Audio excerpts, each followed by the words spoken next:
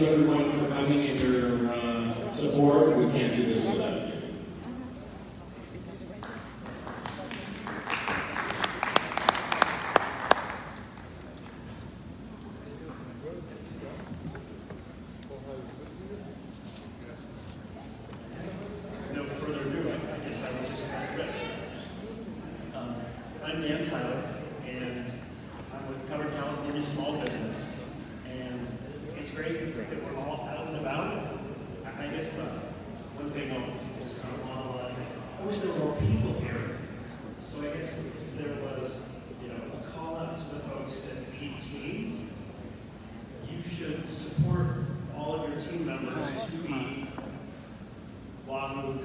LAAHU members.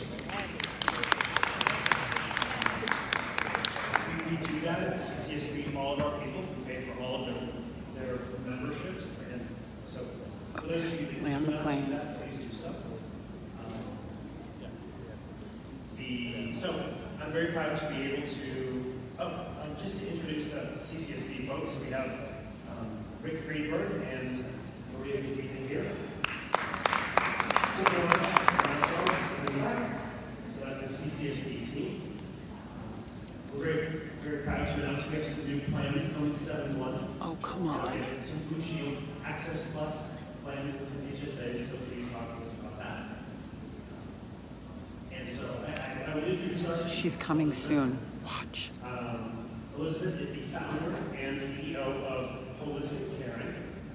And Elisabeth founded Holistic Caring in 2016 to bridge the gap between traditional and cannabis medicine through education, guidance, and supportive care for patients.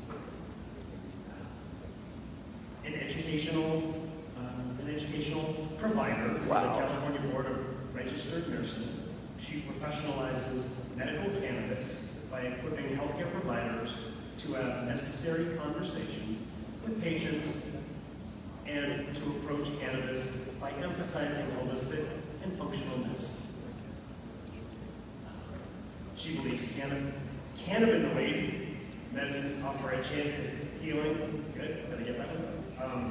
healing, comfort, and wholeness in a more holistic, economical, and empowering way. So, Elisabeth Mack.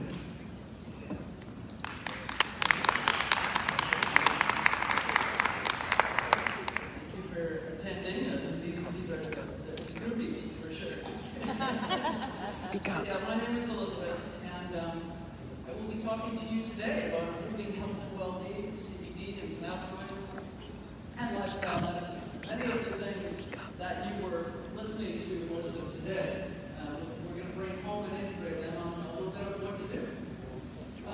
So it's been a long road for me. I Bachelor of Science in Nursing, Bachelor of Arts in Psychology.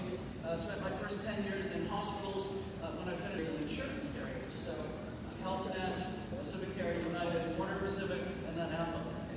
So, but at the end of 2014, I had a bike accident. Crashed my bicycle when I went there to have surgery. Was introduced to CBD at a chiropractor's office. Through a topical massage, started to take CBD extracts, started to heal, and I said, wow, this is crazy. If I can heal myself, I need to help other people. And so I started to study integrative and functional medicine because that was the other thing that came to me. It was really like a light bulb went off. I have to take better care of myself if I want to really heal. And some of the people introducing me to these medicines were also helping me on that front as well. But I decided to open my own practice. So Holistic Caring in 2016 to help bridge that gap between conventional and cannabis therapeutics for patients, because people are making great medicines, people are selling those medicines, but nobody's interpreting how to use cannabis as medicine for patients, and that's what we do. I'm on the board of the American Cannabis Nurses Association, just finished the last 3 years as treasurer and director of health for Los Angeles Normal, which is a lot of fun. Normal, by the way, is the National Organization for the Reform of Marijuana Laws, which we need to do. So our learning objectives today for this CE is to review the imperfections of the USA healthcare system, identify better health potential outside of the healthcare matrix and what that might mean, to improve disease management with lifestyle coaching and CBD, understand how the endocannabinoid system regulates health and well-being, learn how CBD and health promotion can better health outcomes industries by adding CBD to modern medicine? And of course, how can we help more people benefit? That's always a $64,000 question. Okay, so how are we doing in global healthcare measurements? The U.S. spends more on healthcare, but has the worst outcomes. Some of what we've been discussing today, chronic lifestyle diseases, are what is crippling us. First in spending, this is 11,009.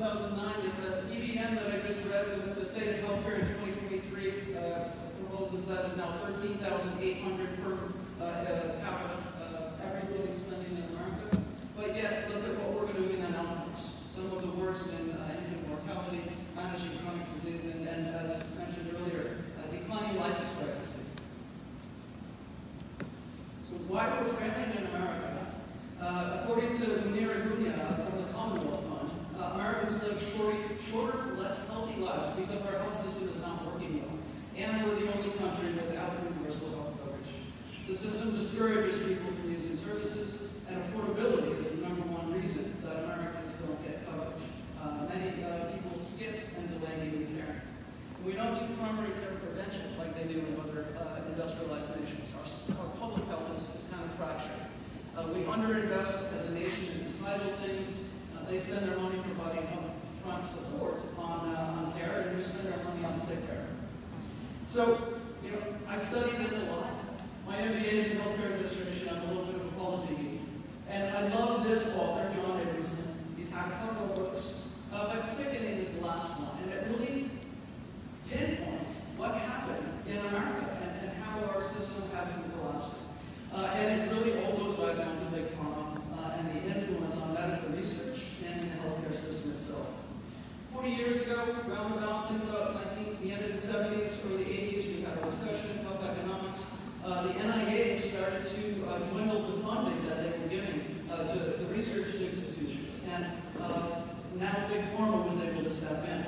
1980, the Bayh-Dole Act changed patent filings so that we could commercialize federal research for some of these pockets of universities and the companies and the biotech that was spending enough for them. And what happened was, and now today, 96% of our biomed research is being done to increase the novelty, the speed, and the profitability of drugs. The care efficacy is getting 4% of the funding. So we can see a distortion in how things are going, and it becomes even worse when we look at clinical trial data.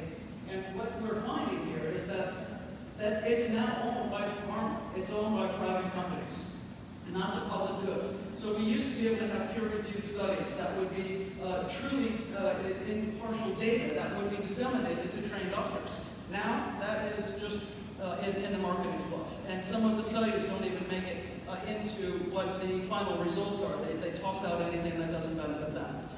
So we're not training doctors with independent things. And we talked about some of the other weight loss drugs, but Trulicity was approved as a type 2 diabetes drug, but also now as a weight loss drug, and it was found to lower heart attacks, the risk of a heart attack. So this is a really interesting thing when you look at the number needed to treat to be able to get this drug approved. 327 patients must take this drug for 3 years at a cost of $2.7 million in research funds to prevent one non-fatal heart attack. It's kind of preposterous. And then they get to take this out to the nightly news and advertise it on TV, $818 a month for 4 injections, 1 week. And this is what we do. Well, what is the secret to great health? This is what I do in old age, pursuing coaching with patients, and getting them to understand that the suffering we endure to achieve longevity is unacceptable and unnecessary. Mental, social, and spiritual health are as important as physical health, and all three are deeply interconnected. Health is mostly about our ability to function, and not just about disease or death, or what we have on paper. Health exists on a spectrum, and it's optimal. Health needs to be defined and measured. And people need to be given better health literacy so they make empowered and informed choices. And most importantly, that the modifiers of the most drivers of health sit outside conventional healthcare systems and are modifiable. And I'm going to go back to that. I read a lot of McKinsey, is one of my favorite sources for deep knowledge, and they've done a lot of this. And 2/3 of people, according to the McKinsey report, have cognitive impairment globally long-term care. 2 billion people experience chronic pain. 300 million people are incontinent. 33% of men and 45% of women experience sexual dysfunction. 548 million experience anxiety and depression. 33% of people worldwide feel lonely. And we know that attributes to a pack of cigarettes a day. And healthcare bills in America are the leading cause of bankruptcy. So what does it really mean to be well? Health is mostly about function, not disease or death. We want to recap that. Physically, how vital are we? How strong are we? Mentally, what is our concentration and our cognition? What is our stamina? Social, are we interacting with people? What are our relationships like? How connected are we? And empathy for others, developing that part. Spiritual, are we seeking our meaning and purpose? When's the last time your primary care physician asked you any of these? So what matters? Lifestyle. And what do we put into that lifestyle? And if most of these drivers of health are modifiable by us, how do we better value our health? It's not about seatbelts, vaccines, prescription costs, and cancer screenings, even though that's what we think it is. It's about what we put into our bodies, what we expose our minds to, how much we move, how we spend our time, and our beliefs. Everything we do or don't do affects our body and how healthy we are. So when we talk about physical, we need to talk about food selection, what's on our plates, nutrition, hydration, activity, exercise, mobility, social connections. Nature, are we exposing ourselves to nature? And are we doing work to enhance positivity in our mindset? We need to do this all the time to affect that stress response, that fight or flight. And then access. Do we have the availability of these treatment screenings, affordability, and can people adhere to them because of finances? And logistics. It's hard nowadays. But once people understand that they can take responsibility for their health, now they have agency. Once they have agency, they realize they're capable of change. And this is progressive. We have to realize how broken we are, that it really is on us, and then we can move towards some change. And how do we break down the barriers to change? Why don't people take good care of themselves? Well, we think self-care is selfish, or that strong people don't need it. We think we haven't earned it. We don't have time for it, of course. And external locus of control. We don't see ourselves as in charge anymore because there's so many different factors. And then discipline and abstaining are needed, and we just want to feel good now. And so here's what to do about that. So when we have a child, imagine when you have this beautiful child that you need to protect, and you want to keep in good friends, nutrition, peaceful sleep, healthy activities, enriching learning activities, appropriate challenges, love, belonging, and support. And then you keep helping manipulate people, alcohol, tobacco, mindless TV. And then you have to realize you are that precious child. Right? It starts with self-love. Once you have this, now you can build a health platform. But every one of us have to internalize this. And then once that happens, now as brokers and agents and carriers, now we can take that into workplace wellness. This is all good and come back. So workplace wellness, we know that they have a good ROI on cost savings and productivity and getting employees to take less sick days. Disease management is 87% of those cost savings. Lifestyle participation is 85%, but disease management is bringing it home. Saving 136 PM, 30% fewer admissions. Now, the CBD is added to disease management. Imagine how we can better those numbers. Nurse coaching, first of all, can help employees make those biopsychosocial changes. How do we apply behavioral change with all of the knowledge and content that we need? Now fold in CBD and use that as an anti-inflammatory, anti-analgesic, decreasing pain and inflammation, getting people moving again, getting them to be less anxious, improving mood, sleep, energy, focus, and also, yes, helping weight loss, because we do that all day long. Healthy living, we know, brings the ROI. There's a couple of doctors studying workers and their spouses, put them into an exercise training with coaches for a year. 57% of those that were high-risk status converted to low-risk status by the end of the 6-month program, 6 months. And in body fat, blood pressure, and anxiety levels.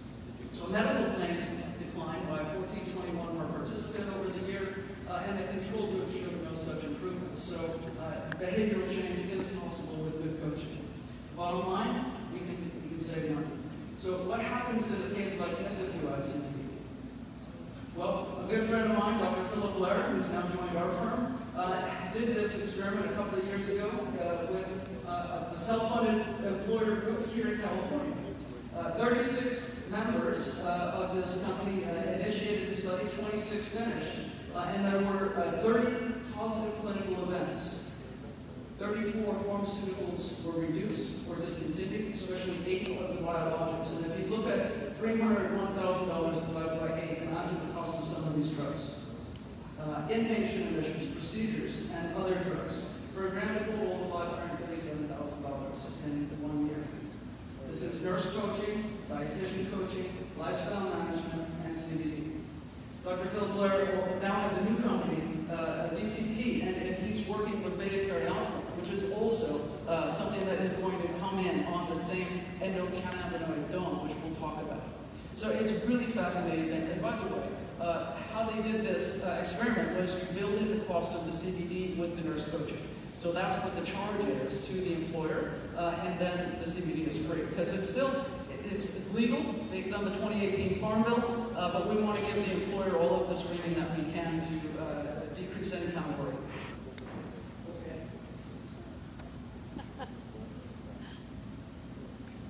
So now we're going to talk a little bit more about what CBD is. Those 3 little letters, CBD, stands for cannabidiol. You can breed plants to be high THC, high CBD, or they're a mix. And this is one of the ways that we're going to talk about most of what we do in disease management with employees. Quick tribute to Raphael Shulam. I last saw this gentleman right here in this room in 2019 at CanMed, which is an annual event. He is an Israeli researcher and scientist who discovered and isolated and synthesized CBD and THC back in 1964. He's professor of medicinal chemistry at Hebrew University in Jerusalem, working with them, and just the father of cannabinoid medicine. And so I take everything that he did, and we're paying this forward into the science of how this works and why it needs to be integrated into medicine. Quick recap on legalities. We had cannabinoid medicines on sale in pharmacies, dispensatories back in the 1850s. Turn of the century, there were pharmaceutical companies making these extracts. But in 1937, there was a perfect storm of racism, xenophobia, ignorance, and corporate greed, and they didn't want cannabis to be in this population. So they started calling it marijuana, and then they taxed it basically out of existence. 1970, that's how it became illegal. Richard Nixon put it in the Controlled Substance Act, Schedule 1. It still sits in Schedule 1, cannabis. So THC specifically, and that's when we talk about dispensaries. So California brought it back in 1996 with Prop 215, and now we have 38 legal medical states, and 22, just yesterday, Delaware, for adult use or recreation. So America is growing. We have 75% of the country now having access to cannabinoids. It's time to use them as medicine. And all 50 states have access to CBD and hemp products, which we're going to talk about. The cannabis plant is a harmless plant. It's been nature's pharmacy for the last 5,000 plus years, a recorded history of human use for medical reasons. It's got over 1,500 components in this plant. It's one of the richest on earth. Pharmacologically, cannabinoids, terpenes, flavonoids, and those are the biologically active compounds that go into the body. And whether you're using it as medicine or recreation, it's going to affect receptors in your body, which we're going to talk about. And one of my favorite words, that I'll use a few times today, is pleiotropic. So pleiotropic means that it can affect many physiologies simultaneously. And this is really convenient. So we all watch the nightly news, and you hear about a drug ad and all the side effects that can then transpose. If you take cannabinoids, what we try and do is take a good one-to-one oil, and all of a sudden you're going to see multiple symptoms start to fade away. And that's pleiotropic in the right direction, done right. It's effective efficiency. And then the phytocannabinoids mimic the endocannabinoids, endogenous. We are making molecules in our own body that these phytocannabinoids actually mimic and can help support. So what is the endocannabinoid system, and why don't they teach you the methods? I was talking to a doctor last week, and they were talking actually about medical school curriculum, and they said, what do you want us to remove? Because there's no room to put anything. And it's insane. But about 13–15% of medical schools have this in their curriculum already. But the endocannabinoid system is the master regulatory system of all of our other body systems. It regulates all of the neurotransmitters, the organs, 11 organ systems. And if you look at this umbrella, you can see that it just, imagine it's showing into every one of our physiologies. So, and when all of this is connected, we're working. And what this does is it basically is a switchboard. So think about messages going back and forth between the systems, between the cells. The endocannabinoids pop up as needed in response to stress and have transmit messaging back and forth to control homeostasis and essentially downshifting things because our body tends to run hot. So it turns up or down things, and the goal is homeostasis. And the endocannabinoid system regulates both the fight or flight as well as the relaxation response. And guess where we heal? Guess where our body is in the optimal zone to repair and heal? It's in the relaxation response. And then there's something called the endocannabinoid dome, which the last physician would be good to know, but because all of the chronic diseases and even long COVID may be able to be treated by some of these mediators. The lipid dome, cannabis products, food nutrition, mind, body, and the microbiome. Because it really is, there's a huge connection between the gut and the brain.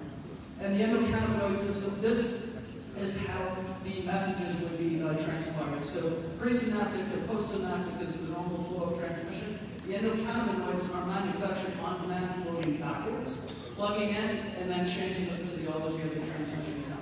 So whether it's in the brain, the nervous system, the intestinal system, all of our systems are affecting our mind, our memory, our motor functions, our appetite, our digestion, our secretions, our endocrine systems, our HPA, all of our systems, our reproduction. The mother's milk is the richest source of endocannabinoids on earth, and she's giving that to get the baby's immune system going. And all of this is interconnected deeply. And so what happens if our body's not working that well? What happens, say we run deficient on vitamin D, we take vitamin D supplements. It's the same sort of thing that we're proposing here. There's a famous physician, his name is Ethan Russo. You might want to look him up. He's one of the most famous cannabinoid physicians. He studied with Bashulam working the last 30 years. He's a neurologist, MPH up in Washington. His company Credo Science is doing many of the new research, and he coined the term clinical endocannabinoid deficiency, proposing that if we are deficient in this system, not having enough receptors, endocannabinoids, or enzymes that synthesize and degrade them, then we can run deficient, and this is the cause. This is the cause of all of these diseases as we start to age. And really, aging is the #1 reason why we're not making endocannabinoids. So when we're born, we've got quite a few, and they keep running along until about mid-adolescence. So pretty much when the developing brain is over, probably about 25, then they start to fade. And then we can run deficient. But we can always upregulate the system by doing the right things. If you look at the left list here, these are kind of how we're living, right? And we're bearing the repercussions of lack of exercise and fake, fried, fast foods, not eating good nutrition. These endocannabinoids are lipid, they're healthy fats. So we want to eat healthy fats to be able to make this good omega-3s and etc. So, and then of course, cigarettes, polypharmacy, alcohol, lack of touch and laughter. And on the polypharmacy, people that are taking these drugs, they're depleting nutrients. We call them drug runners, and some of the drugs that they're taking could be messing up with your nutrition. And nutrition is the answer. Food is medicine. So whole foods, eating the colors of the rainbow, and a good anti-inflammatory diet, exercise, motion is the lotion, movement, mind-body medicine, meditation, essential oils, acupuncture, chiropractic, restorative sleep, social connections, laughter and play, and then yes, cannabis and hemp products. these might be able to add in to your healthy living. And in our world, it's prevention. And this is how it looks. So if we look at the cellular level, this is a CB1 receptor on a nerve cell in the brain. And you see our endocannabinoid here, anandamide. And then you see THC on the left. The molecular structure is the same. THC plugs into that receptor, but at about 10 times the strength, locking down for about eight times longer. So the way that our endocannabinoid system works is that it activates that receptor for microseconds and then it dissipates. Anyway, there are three different types of cannabinoids: the endocannabinoids, the phytocannabinoids, and the synthetic. There are cannabinoids that the pharmaceutical companies are making, that I'll tell you about in a minute. And there are more receptors in our body for this system than any other receptor system in the body. So opioids, dopamine, serotonin, all of those are governed by this system and report in. And again, all of the goal is for homeostasis. So there are phytocannabinoids, the plant cannabinoids, available in dispensaries. Really the ones that are on the list, but all of them can heal the body and activate these receptors. The pharmacology shows that CBD, CBG, CBN, THC, THCA, CBDA, the acidic versions, CBG, the master cannabinoid, all have a little bit of a different function. THC binds directly to the CB1 and CB2 receptors. CBD doesn't necessarily, it's a little bit of an allosteric modulator where it affects how THC works, but it is active at about 70 other receptor targets. All the ones I just mentioned, plus PPAR, COX-2 inhibitors, so many other things, the TNF-alpha. Imagine turning down some of the insulin-producing cells in the pancreas from autoimmune conditions causing type 1 diabetes. They're investigating whether CBD and other cannabinoids can reverse that, and it's proving out that it may be. And of course, being an antioxidant and neuroprotectant. But all of these cannabinoids work together in what we call the entourage effect. So imagine 1 + 1 + 1 is not 3, it's 10, maybe 20. And if you have a good lab profile with penetration of all of these different cannabinoids in a good whole plant, now you're not using single molecule pharmacy. You have a warm blanket over your entire system, nudging all of these different systems back to health at the same time. And that's the beauty of this, right? It's an experiment, and with CBD, it's non-apparent, right? It's the second most common cannabinoid, and it's kind of a free. It's with the cannabis versus hemp, CBD, the only difference is a lab test. The CBD molecule is going to be the same, whether you buy it at a dispensary or a farmer's market. However, it's going to not, depending on the THC penetration. So dispensaries have a little bit more THC in the CBD products. There's isolate and broad spectrum where there's no THC, and then there's full spectrum, which is where we like to start patients from an approach of the most benefit and the least interaction. Cannabinoids are antioxidants and neuroprotectants. What does that mean? The government filed a patent on this, and read this, in 2003. 20 years ago, they filed a patent on this, that cannabinoids are able to protect cells from damage and decay following neurological insults, such as ischemia, head injury, stroke, concussion, etc. Cannabinoids also may be able to treat neurodegenerative diseases, such as Parkinson's, Alzheimer's, and other dementias. And we've known about this, so why are we not looking at this? THC and CBD are often called the power couple, and what we like to do is use them in ratios with clients that are sick. THC activates many different things directly, relieving nausea and vomiting, especially with chemotherapy-induced. Chronic pain helps potentiate opiates and helps people use a lot less of them. Sleep, anxiety can be sedating, boosting the immune system as well as appetite. And of course, it can cause euphoria, which is the desired response from a lot of people. But it promotes the relaxation response, gets us back down to that set point where we feel better. And of course, THC, the most important thing to know is that it has a biphagic nature. All of you need to remember about 2 milligrams, 2.5 milligrams. This is under the psychoactive threshold. Something more than that might be able to trigger a little bit of altered sensations and perceptions. But under that, you're not feeling that. And so what we do as clinicians is work on that sweet spot to dial it in without having side effects. And then CBD we've already talked about, but again, the ratio is key to maximize the gains, minimize the negative effects. And the other slide I had these same things: eat, sleep, relax, forget, protect. There was an Italian scientist named Vincent Damarzo that coined that term, and it really encapsulates how important the endocannabinoid system is. Because if we can modulate this system, then we can bring down all of the other systems and slowly heal disease. Which is what this slide talks about. These are all preclinical things that we are investigating with lab trials, animal studies.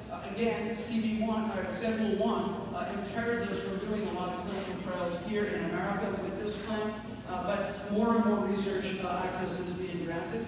But in the preclinical trials that we have seen so far, we're seeing that on a neurological basis, we can level out some of the neurotransmitters in the GABA and the glutamate, the excitatory and the inhibitory in the brain. This can help seizures, autism, ADD, some of the other behavioral things. In psychiatry, we know that the cannabinoids impact dopamine, serotonin, norepinephrine, some of our signaling systems, our ability to feel well, and it can directly impact and calm mental health conditions and give people a little more agency, stimulating neurogenesis and even neuroplasticity, new learning, expanding brain cells, and also psychedelics are huge in this. And all of the nurses at Holistic Community Nurse are also great psychedelic nurses as well. So we're working in these new fronts. On an autoimmune case, think about the immune system that's not stimulated enough with HIV, and an immune system that's overactive in all of these excessive autoimmune conditions. Cannabinoids may have the ability to normalize that, and many people, 10% of us that have autoimmune conditions are finding decreasing the inflammation, boosting metabolism, and decreasing insulin sensitivity, improving insulin sensitivity, helping to help with diabetes. Cancer, we've got preclinical things where we are showing anti-cancer properties. Many people come to us wanting to fight cancer directly, but it's also very palliative. We know that we can help people eat, as well as some of the nausea and vomiting, get them to sleep a little bit better, maybe show up at the dinner table with a smile, and be able to be present.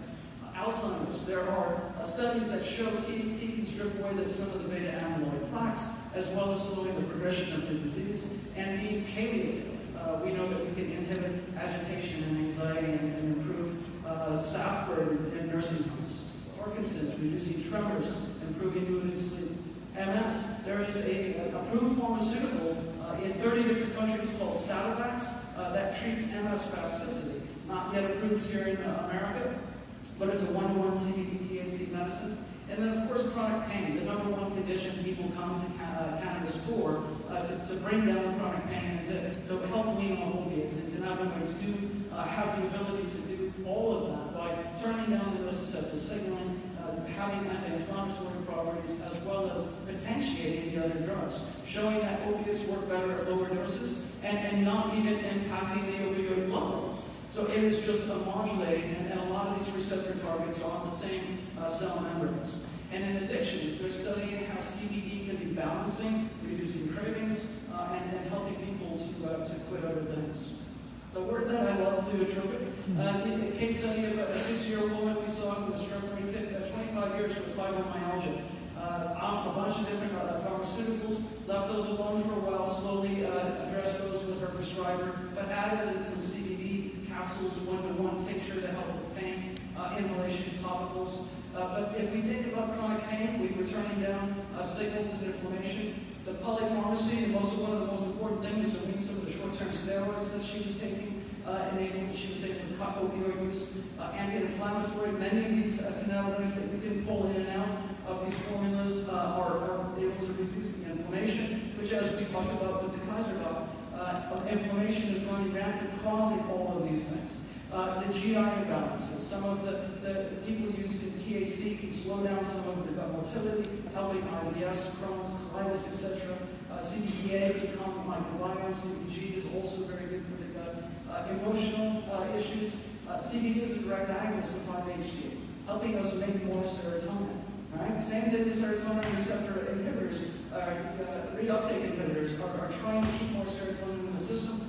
CBD can naturally help you make more serotonin. And so we want to help people wean off some of the antidepressants, which have a lot of side effects that they never want to take them. Energy, boosting energy, helping sleep.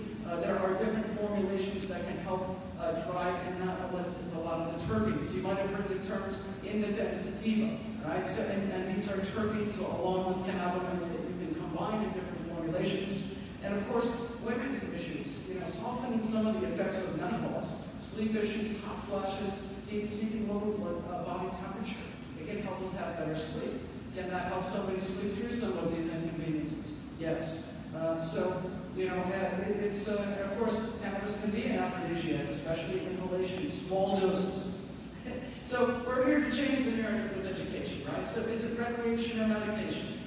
It's both, and it all depends on the intention of how people want to use it, the products that they're using, and their dosing. Medical patients need to learn what I just informed you about, the endocannabinoid system, the difference between the cannabinoids and the different routes of administration, and then setting expectations and tracking this. And we tell them with less pain and stress and more joy and rest, life becomes more manageable, and that's the goal. How do we get people to live their best life now? And taking a harm reduction approach is the other conversation that we need to have, especially with other clinicians and even the patients themselves. But it makes sense to try CBD if it can reduce some of these other pharmaceuticals, especially for pain, anxiety, and sleep. Short-term and long-term consequences from those drugs accelerate with organ damage, and of course we talked about the nutrient depletion. And cannabinoids don't appear to have any harmful long-term consequences. In fact, observational studies of long-term cannabis users, they have better metabolic panels, they have lower blood pressure, lower blood sugar, lower incidence of diabetes, lower waist circumference, and lower BMI. And there are ways that we're studying this, but when you do a risk versus benefit, which is what every clinician needs to do for everything that the patient is considering, where are we going to gain and what could we potentially lose? And you look at side effects, you look at safety, efficacy, and the costs. And what we want to do is teach people how to mix and match and have agency. But this list, going from topicals, a first introduction, something that is non-apparent, doesn't cross into the bloodstream, everybody can try a CBD topical and have no worries, and that's how I got in. And then there's patches for, think about the nicotine patches for long-term basal dosing, a little bit at a time. And then tinctures, the mainstay of the CBD industry. Take that, a few drops under your tongue, they absorb right through the bloodstream into the mouth, and are able to have a very fast onset. And then edibles, capsules, gummies, these go into the stomach, they have a longer onset, right? So don't take a gummy and say you don't feel it in an hour and need another one. You're going to need to wait 4, 6, 8 hours with anything with THC, of course. And of course, suppository and inhalation. Most people find their first introduction, smoking a joint. We all tried something in high school. Even the 8-year-olds who are having favorable results with tinctures who tell me, don't tell the kids. But, it's really crazy. So stigma still exists. But when you look at this page and you think about 75% of our country now having some access to this, think about a lot of starting points and a lot of conversations. And this, is my favorite page when I think about our CBD marketplace and the ability to start patients right there on hemp CBD and other formulations, CBG, CBN, THCV, and you can influence these formulations for daytime relief, focus, energy, metabolism, anxiety reduction, sleep, and immune boosting with some of the acidics especially. So people with cancer and autoimmune conditions really benefit from that. So, of course, there's side effects, right? There's always side effects with anything that you might put into your body. Even your coffee. I had mine and my heart was racing. I was already nervous, so I put it down. And so the CBD generally doesn't have a lot of side effects. It can cause a little bit of dizziness, especially to a new user. And that's because it's opening up the peripheral vascular circulation. Activating type CB2 receptors can lower the blood pressure. And as people are acclimated to CBD, sometimes they'll feel a little bit dizzy for a week or so, and then that goes away. But it's the importance of taking it with food, which increases the bioavailability, and then also hydration. These plant medicines can be drying sometimes, so you want to make sure that you're hydrating as well. THC has more side effects, but everything is dose dependent. So as I mentioned before, about 2.5 to 5 milligrams is that psychoactive threshold. Things above there, you can start to have some of these side effects, especially excessive smiling. But the side effects, that somebody might be facing with a dry mouth. Think about an ALS patient, a drooling. They're going to want that. Or somebody that's not eating, somebody that has cachexia from cancer. They might want the appetite stimulation for certain strains of THC. Sleepiness, forgetfulness. We need that for people that have hypervigilance and PTSD.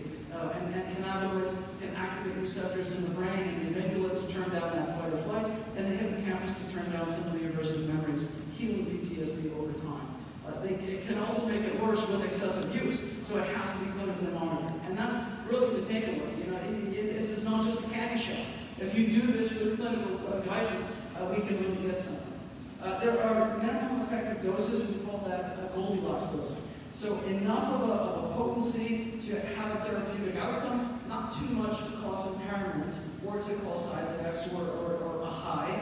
Patients always say, I don't want to smoke and I don't want to be high. Okay, no problem. We start low, we go slow, microdosing, and remember that umbrella is going off all day long. The endocannabinoid system is looking for things to stress response and repairing things. So if we're not making enough of our own and we always need some on board to fix us and bring us back to ease at all times, then we can sort of microdose. And that's that phrase that you might have heard. It really applies to THC, but we try to teach people that with CBD. You want to drip in a little bit every 6-8 hours to tune the body. We want to tune the endocannabinoid system in the dome. Spacing with other pharmaceuticals, take the other drugs first, allow them to clear a little bit, then have the cannabinoids and the oils, and then stacking, preventing any tolerance of one product or one cannabinoid. We want to use all of them. And then journal and track results and talk to your provider. It's really important for patients to be honest with their doctors about this because they do affect other pharmaceuticals. And we tell them which ones that they need to talk about their doctors with. But when we look at CBD, there's a lot of CBD out there. You never want to buy it at the gas station. You want good whole plant formulations, flower derived, not from the stalks and the stems, organic, third-party lab tested, GMP if you can get it. It's not necessarily in this country, other countries you have to have that.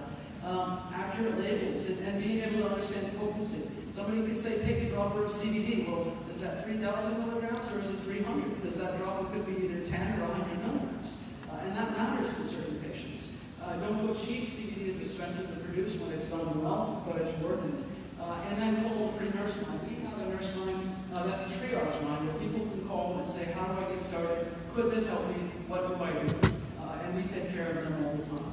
Because that's really, I left insurance to be a nurse again. You know, it's like I bookended my career from nursing to insurance to nursing. And it's like the essence of nursing is human caring. One of our favorite phrases from Gene Watson, one of the famous nurse theorists, but the biopsychosocial spiritual is where we want to work. The doctor might write the prescription, but we dial it in and help support that patient in whatever they need.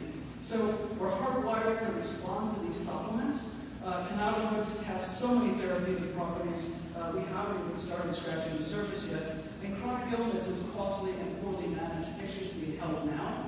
Cannabis medicines are safe, they're effective, and they can be dosed with very flexible options.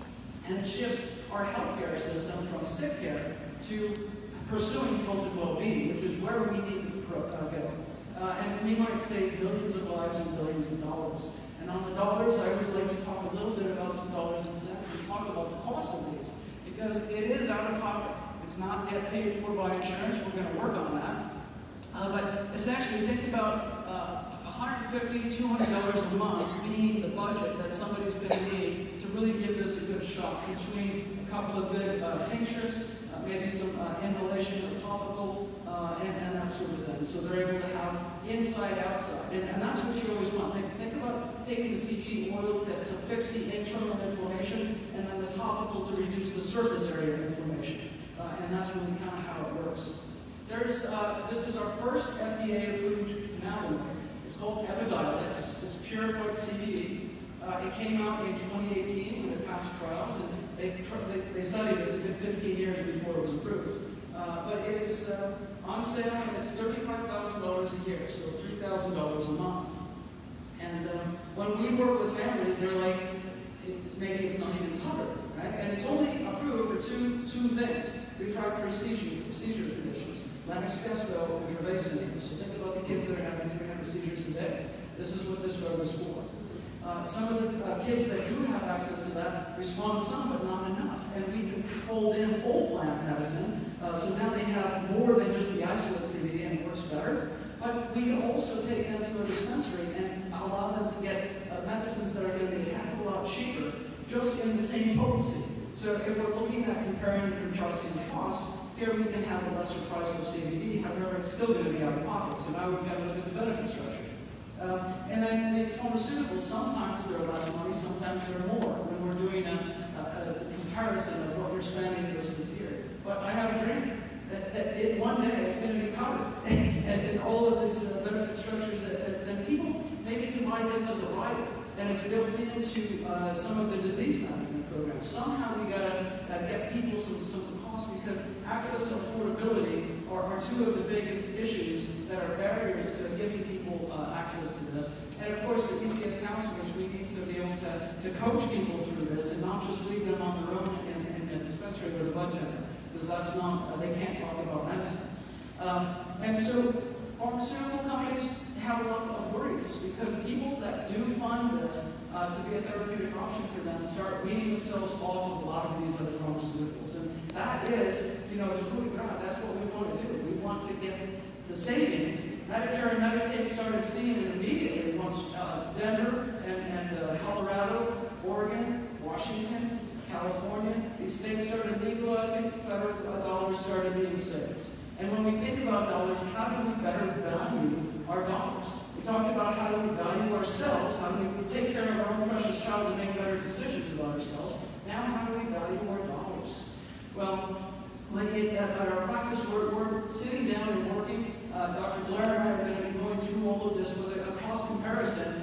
We do a lot of mapping in insurance, right? From the old plan to the new plan. This is the same sort of thing. Let's take these people from pharmaceuticals, especially very high-cost biologics, some of these endometriosis, lupron, versus what can we do in cannabinoids, and let's track that efficacy and try some of these things. But it's going to take a village. All of you guys got to help us. So I've been writing programs for years. So Holistic Caring has training for professionals. I have 4 levels, from the CBD wellness coach all the way to the cannabis health coach. I have continuing education, as Dan mentioned, became a provider for the Board of Registered Nursing to train nurses, working also now on getting full CME accreditation for these programs so that we can train health systems and physicians and give them CME. And then patients. Patients also need something that brings it home for them and when they're sick in their conditions. So I wrote a bunch of targeted learning specifically for patients, like with cancer, mental health, autoimmune conditions, seizures, autism. And so it's a 60+ minute lecture where they can listen to that, and then they get all of the slides and a PDF so that they can investigate all of the resources, so they can dig deeper, and of course call us to work through that. But we give them a digital guidebook and training and PDFs on infographics and a medical cannabis guide so that they can be successful with this. And then a forum to connect with others in our network. Of course, we use Salesforce. So there are affiliate opportunities. Elisabeth at Holistic Caring, email me, Elisabeth at Holistic Caring, and there are 20% commissions for just sharing programs with somebody that might need them. And everybody needs this. When I think about what the Bredesen protocol was proving, the first trial to show improvement in multiple domains of functioning in brain MRI scans, what are they doing? They're changing nutrition. They're changing mental activity, they're changing connection, improving sleep, and all of the biomarkers that we talked about that cannabinoids might help. Now, let's pull in cannabinoids and try that as well, proving the neuroprotective antioxidant properties. What does that mean in slowing down neurodegeneration? So an invitation to brokers and plans, chronic pain is still one of our biggest issues. 1 in 4 of us is struggling with chronic pain. 100,000 people died of drug overdoses last year. That's 272 a day. I mean, a year. No, a day. It's a day. And the math is nuts. It's a day. And it's 11 per hour. Just in the time I'm talking to you, there could have been 11 people a time. And that's way too many. We've got to stop this. So my proposition is to introduce CBD to self-funded employer groups. We can do it demonstration projects, saving dollars and improving outcomes, introduce CBD to these disease management programs, and case manage those high-cost members together, share CBD with senior clients. Most of our clients are 70 plus, and they have the most to gain and can least afford the polypharmacy. So weaning and helping them to have a better day, preventing falls, educating them so they have agency, and then share CBD with your 40 plus clients on a preventative basis. This is probably the vanguard of what our next foray is into preventative healthcare. A little bit of CBD every day isn't going to hurt somebody. And saving them from beginning drugs for blood pressure, blood sugar, anxiety, depression, cholesterol, etc. Think about what people in the 40s that are starting to get those scripts. And then try CBD yourself, of course. This is, the only way to really understand this, once I understood how incredibly effective this was for my body after 20 years of almost a dozen drugs myself, because I've had 3 shoulder surgeries. The first one back in 1994 when I was injured as a nurse in psychiatry. So it was a long road, but once you understand how incredible this can shape, and it's not overnight, that's the other thing you need to understand. It's a cumulative basis. We're talking about eroding inflammation and correcting biological signaling errors at the cellular level. So this is going to take a little bit of time, but if you have a good 3 months, we'll know if we're going to make some headway. And then just help us change the paradigm of healthcare. Ever since I left Anthem, that has been my goal, is to really bring this option in. And I host a care, you can scan that, go right to the website. We have a free network where patients and providers and professionals can see, it's got a private social feed. We post things in there every day. It's run by nurses and our pharmacist, Charmaine, who we love more than ever. And then there's a free introduction to cannabis course that we just give to all people that want to join the network. About 30 slides, gives them a good 101. And then we have webinars and webcasts. We do a monthly clinical conversation where we break down a condition and then how conventional care treats it. And then bringing cannabinoid research, talking about that as well as what products and dose forms might be helpful, and then any case studies that we have. And then if you sign up on the website for the newsletter, you get a free 7-page medical cannabis guide that has all these beautiful infographics that teach you how to be effective. On the site, there's also the Green Nurse Approved Marketplace with all of the different types of CBD that are available, that are all vetted. There's COAs, there's certificate of analysis, which needs to be on every one of these products. Some of the dispensaries are getting a little lax. Flower should be, but some of the products, other finished goods, are hard to get those COAs, but you really need that to know what's in that bottle. And then we have the patient and professional mentoring programs and the clinicians' education, consultations for patients run by nurses. One of my biggest jobs right now is creating jobs for all of the nurses that have gone through the programs because they want to work. As we talked about, 40% of nurses are retiring, leaving the field, looking for a new opportunity to work holistic. I've got good nurses that have been in healthcare, in acute care for 30 years, and hospice and palliative care that now want to do this. And so bringing this in, we've got Dr. Blair ready to do another demonstration project. Who wants to save another almost $600 million in 1 year on just 26 people looking at what we're doing and how to do it better? So an invitation to join us, and it's never too late. So thank you for your time and attention, and God bless.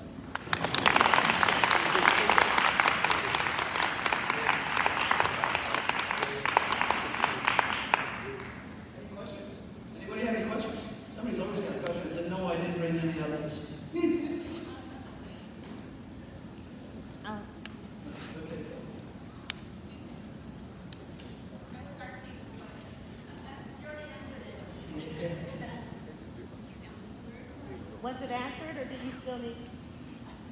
Okay. Anybody? Yes?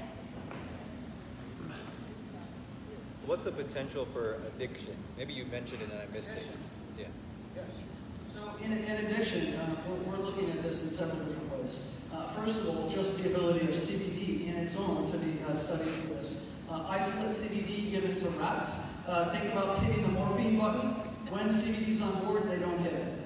So it's moving the cravings. Also, about 25% of people in medical legal states are saved from opioids. The people using opiates reduces. Illicit drugs reduces. Pharmaceutical drugs reduces. People reduce alcohol about 23%. And then pharmaceutical drugs about 40% for people that are making efficacy. So it goes there. And then on the opiate side, thinking about weaning some of the side effects, the cramping, the GI, the anxiety, the sweating, all of the physiological cannabinoids. THC is needed there, but can help get people through some of the opioid withdrawals. So on taking people through substance abuse and weaning them off is better. And of course, we want to reduce opioids, and we have so many studies. That's probably one of the biggest things as far as people starting to self-wean on opiates just by introducing cannabinoids. And when they're able to wean from those opioids, are they ultimately able to wean from cannabis as well, or do they have to stay on cannabis then? Well, sometimes. So what we do, Harm reduction. Think about titrating up on cannabinoids as you're weaning the opioids down, and then you will start weaning the cannabinoids back down. Lifestyle. Right? So when I hurt myself in 2014, by probably 2016, I had removed all of the drugs that I was on. And it's a slow progression. And then I was using more THC in the beginning as I was trying to wean from pain and had a second surgery after the first one. But then that second surgery, I didn't even take the oxycodone. So those 50 capsules just stayed there and took it back to the pharmacy. But the point is, people don't want the other drugs. And we're just scratching the surface, but I think that there's a whole new way that we can do this. And again, tying together some of the behavioral modifications of mental health with behavioral health and nurse coaching and cannabinoids. And all can be done on telehealth. Our practice is all national, all telehealth, and we can coach people all over the place working together with disease management and identifying those people at risk. And you guys have the claims data. You can help us figure out who's at risk.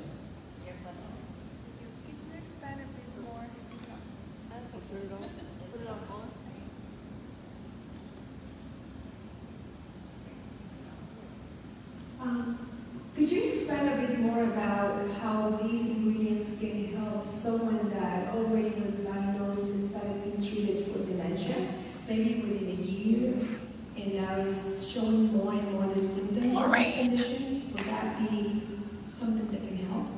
Could cannabinoids be helpful for dementia? Yes.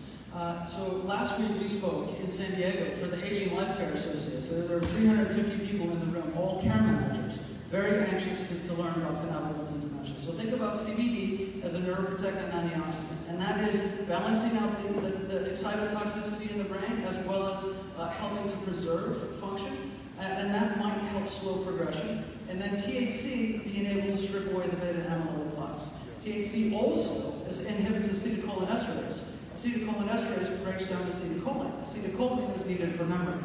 And that's made in the hippocampus, well, not made there, but utilized. So what we want to do is get people to take small doses. And also, back in 2006, there was a study in a nursing home with about 18 patients who were given 2.5 milligrams of dronabinol as Marinol, that's synthetic THC. And what they found is that there was a marked reduction in the neuroleptic drugs. Patients were less agitated, they were sleeping more through the night, the staff burden dropped, and everybody had a higher quality of life. My own mother had dementia for many years. She also had degenerative disc disease and had bone-on-bone in her back, and she was always in a lot of pain. So we started her on some CBD oils, 4-to-1, 8-to-1 CBD THC during the day, and a 1-to-1 to help her sleep and to help her pain in the evening. Helped her back, but it also started to help her mind, because the dementia I know slowed down, and then the last 4.5 months of her life, she was diagnosed with pancreatic cancer, and then she accelerated, and but she lived to 88, and it was an amazing time. But I know those CBD capsules and the CBD tincture that I was giving her for years helped slow that down. So there's so much. There's a Coach Sheila here in LA, who some of you might know. You can Google her or find her on Facebook. Facebook, and she's working in, her and her husband are extensions of a delivery service, and they're out educating assisted living facilities on how to use cannabinoids at the facility for dementia and other senior conditions, because Parkinson's, chronic pain, and end-of-life cancer. All of those can be treated and modulated by helping the endocannabinoid system. And at that stage of life, you're not talking necessarily healing or curing anything. You're talking about how do I have a better quality of life today and reduce symptoms. And that is the goal. And a better death. We talked about bringing this into end-of-life and dying. Because the way that people die is cruel and inhumane in this country. And using cannabinoids and giving them a better sense of presence as opposed to opiates and antipsychotics. Don't get me started. There's a case study named Lorraine, who I took care of the last couple of years of her life. She came to me on hospice, and she was 80 years old with severe Alzheimer's dementia. She had just fallen. She had lost a lot of weight in the hospital. She was now in this new board and care home, and they were willing to allow cannabinoids. Because the daughter called me and said, she's on Cerebral, it's got a black box warning, I don't want her on. I said, okay, we're going to work towards that. I started some oils with her. In a period of 2 weeks, she started eating. She started to gain weight. A period of 6 weeks, she started to squat again. She asked to get up and use the bedside commode. She was more alert. They took away the Celexa and the Seroquel within 4 weeks. And within 8 weeks, she was up in a chair. She was in the hallway all the time. She had lovely energy. Her loving spirit came back. She was coming on to the staff. And it was really, if she lived another 2 years without the drugs.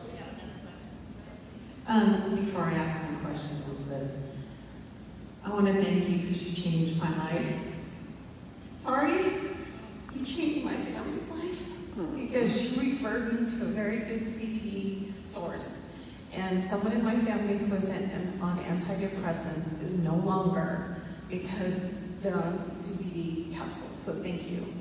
And you changed my life. I came to you because I was struggling with eczema, and so was my daughter, and now both of us do not struggle with eczema anymore.